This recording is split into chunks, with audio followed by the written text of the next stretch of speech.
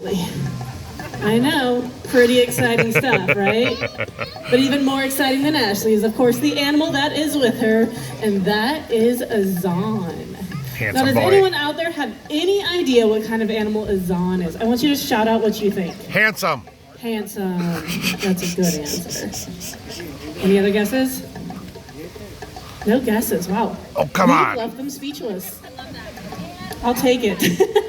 An anteater. Anteater. Oh, did I hear Aardvark out there? Let's do a quick poll. We got anteater and Aardvark. Okay. Raise your hand if you think anteater. Okay, got a few hands. Raise your hand if you think Aardvark. Ooh, got a lot more hands. Raise your hand if you have no idea.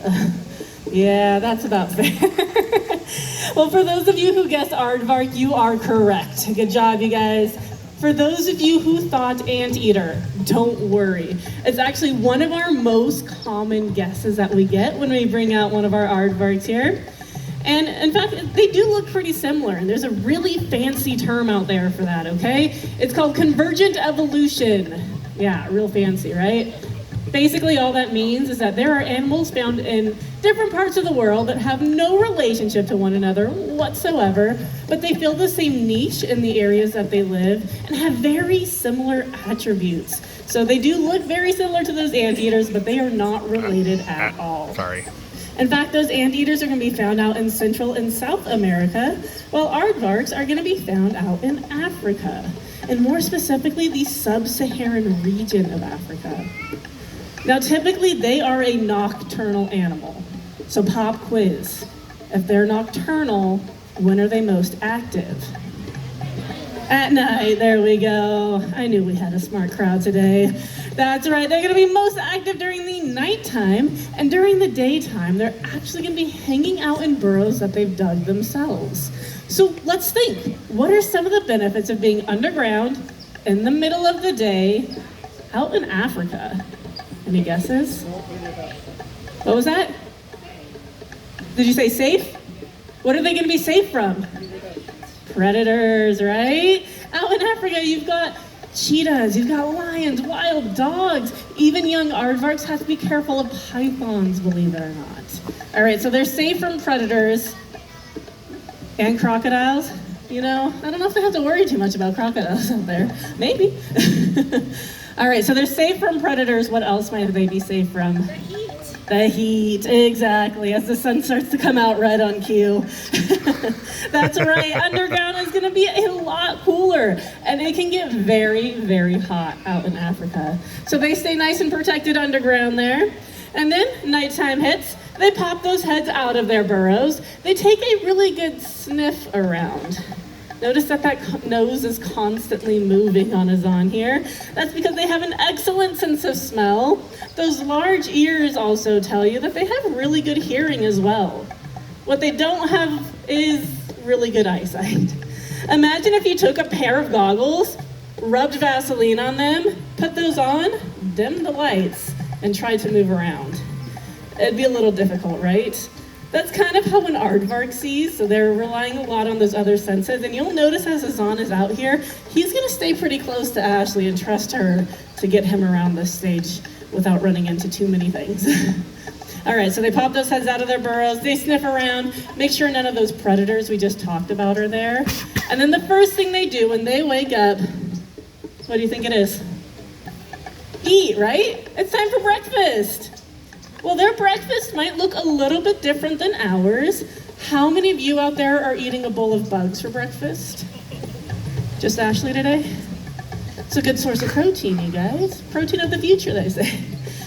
For those of us who eat cereal or anything like that, I get it, it's fine. But these guys, they are insectivores. So they, out in Africa, will be looking for these termite mounds. Now we have our faux termite mound here, our fake termite mound, to kind of show you what it looks like when these guys are out hunting for bugs. And these are usually structures that are as hard as concrete sometimes. So they are tough, but the aardvark's tougher. And they will break into these structures to find the delicious bugs inside. Now we've pre-drilled the holes because we don't need Azaan destroying our structure every single day. But he's gonna show you what it looks like when they find the food inside. There we go. Now I will say, as he's doing this, we are not feeding them termites. Our neighbors wouldn't be too thrilled if we were feeding out live termites. So instead, our wonderful nutrition team has found that mealworms actually make a really good substitute for that. All right, so for those of you over here, what was Azaan using to get those bugs out? Anyone see? Tongue? Yeah, I heard it. There we go. For those of you who maybe didn't get a good view of that, don't worry. Just like everybody out there, we always have our portable termite mounds, right? Next time. Ashley's got one, don't worry. All right, so we have this tube that's about the standard size of a ruler, about 12 inches long. And you guys, this is the best part of the presentation. Are you ready for this? Here we go. Take a look at that. That tongue is about 11 inches long. And you gotta get every last bug out of there, huh, bud? Oh, we left some behind. That's so nice of you. All right, we're gonna do that one more time over on this side. But as I reload this tube, I need you guys to take a look at something. Here we go, get those bugs in there. Notice how those mealworms are now stuck to the side of that tube there. That is because aardvarks have an incredibly sticky saliva. They're eating about 50,000 bugs every single day. Imagine picking up 50,000 bugs one at a time. Not very convenient, right? But with that super sticky saliva, all they have to do is just tap their tongue to those bugs, and then they just slurp them right up. Delicious. Now, I'm lucky I got to use that tube there. I don't know if you've noticed, but Ashley here has been hand feeding Azaan. Yeah, that sticky saliva is all over her hands, and she is ready for high fives or handshakes after the presentation, if anyone wants one. All right, well, Azaan is doing such an incredible job out here. We're gonna give him the opportunity to forage a little bit more on this smaller termite mound here. And as he comes over, wrong feet, there you go. I want you guys to pay attention to a couple of things as he's eating over there. I want you to look at his eyes and his ears and see what they're doing. You guys probably got a good view right there. I had to say it quickly before he went to the back. There we go. All right, let's start with his ears. Do you guys notice his ears are turning back as he eats? Yeah. Why do you think he might be turning his ears back while he's eating his food? What do you think? Ooh, so that the bugs don't get in his ears. That's a really good guess. Listening for danger, exactly. They're turning those ears back to make sure they can hear any predators trying to sneak up on them, right? All right, so now also he's closing his eyes as he eats. You guys probably noticed that as well. All right, you kind of already gave it away over here. They close their eyes because, well, believe it or not, termites don't like to be eaten. And they are gonna fight back. So by closing his eyes, he's protecting those eyes from bugs getting in them. They're also able to close off those nostrils so no bugs go up their nose as well. Look at that handsome boy. All right, and I mentioned earlier, these guys will actually dig burrows that they live in during the daytime. And they're gonna dig multiple burrows throughout their lifetime. And these are very impressive burrows. They're about 6 feet deep and 40 feet wide. To put that into perspective for you all, that's about the size of a school bus. So they're very impressive burrows, digging multiple throughout their life. And as they leave those old burrows, other animals will come in and take over those abandoned aardvark burrows. They've seen things like endangered pangolins and wild dogs in these burrows, as well as porcupines and other things like that. So they're kind of building homes for other animals out in Africa. So because of that, we think that they have earned the title, the Aardvark attacks of Africa. Yeah, I got like one chuckle. I'll take it. I love it. It's a pretty bad joke. It's okay. It's okay. But in all seriousness, we kind of consider them conservationists because they are building homes for other animals out there. And that's what we're all about here at the San Diego Zoo, is conservation. We work with researchers around the world to help animals in different hubs. Out in the Savannah hub, where you'll find aardvarks, their numbers are actually doing pretty okay out there. But other animals like rhinos and giraffes do need our help. And whether you knew it or not, by being here today, you're actually supporting those conservation efforts. So we want to give you guys a huge thank you for being here today. But in order to say a proper thank you, Ashley, I heard we have a couple of volunteers out here. Oliver and Elliot. Do we have an Oliver and an Elliot out here? Yes, right over here. Guys, you've been volunteered for something today. Did you know that? Yeah? All right, you're gonna meet me right over here. And if we have a photographer that wants to come a little bit closer, you're welcome to come up here. All right. If you hear that screaming, so Azaan doesn't want to join us down here. There we go. you hear the screaming, that's the lemurs just up the hill. All right, Terrifying. so we have Oliver and Elliot, right? Who's who? You're Elliot. You must be Oliver. Okay, perfect. Now, do you guys know what you were volunteered to do today? No? On the stage? Actually, you might be able to go on the stage if you're willing to do this, okay? So we thought that you guys can each have a bug eating contest against Azaan. No? You know what? Hold on. Here's what we gotta do. We gotta fill this up, right? All right. Ooh, yeah. Take a look at that. We've got live wiggly mealworms in there for you guys today. No? It's because there's not enough bugs. Don't worry, I have more. Here we go. Oh, you have some too. Ooh.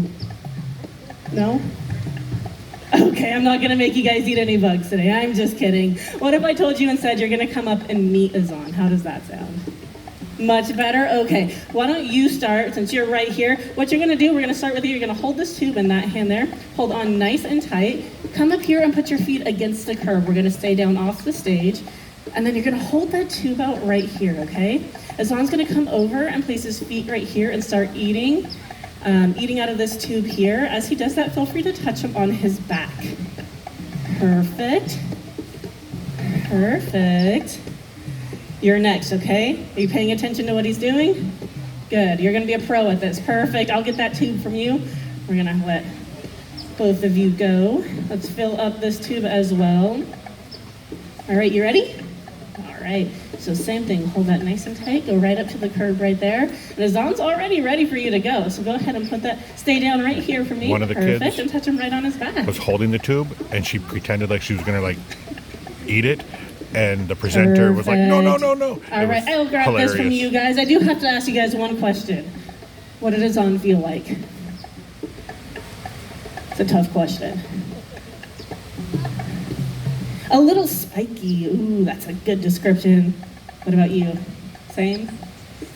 Soft, okay. You know what, that's pretty fair. They do have some hair on them.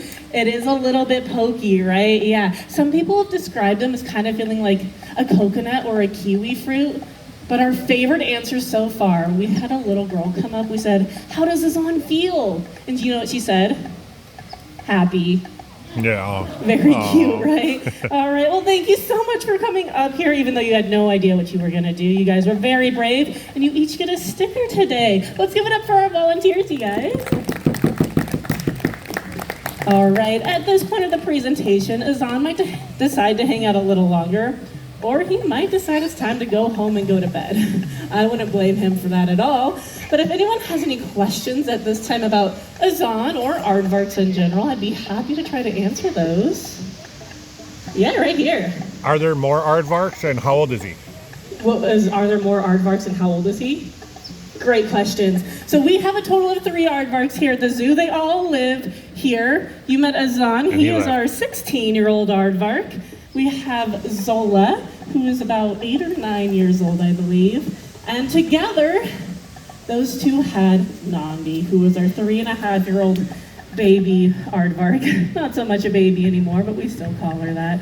And so Azaan actually came here as part of the species survival plan to be with Zola, and he did a very good job, and they had Nandi shortly after he got here. Park's living backstage. Thanks for the great question. Thank you. Oh yeah, right here. How old can they live till? I love that question because, no. Yeah, because you know what? The thing about aardvarks is they're really hard to study out in the wild. Researchers will go their whole lives without seeing an aardvark out there. And so we can kind of guess, based off aardvarks in zoo settings like this, we know that they can live up into their 20s. I believe the oldest aardvark was about 27 years old. And usually in zoos, we can double their lifespan. So we could probably guess that maybe early teens might be normal for a wild aardvark. But again, we actually have no idea because it's just so hard to study their wild counterparts. So what a good question. All right, it looks like Azaan has headed back, so I'm going to go ahead and turn off my microphone, but I'm going to be on stage for a little bit longer. If you guys do have any other questions, feel free to come on up.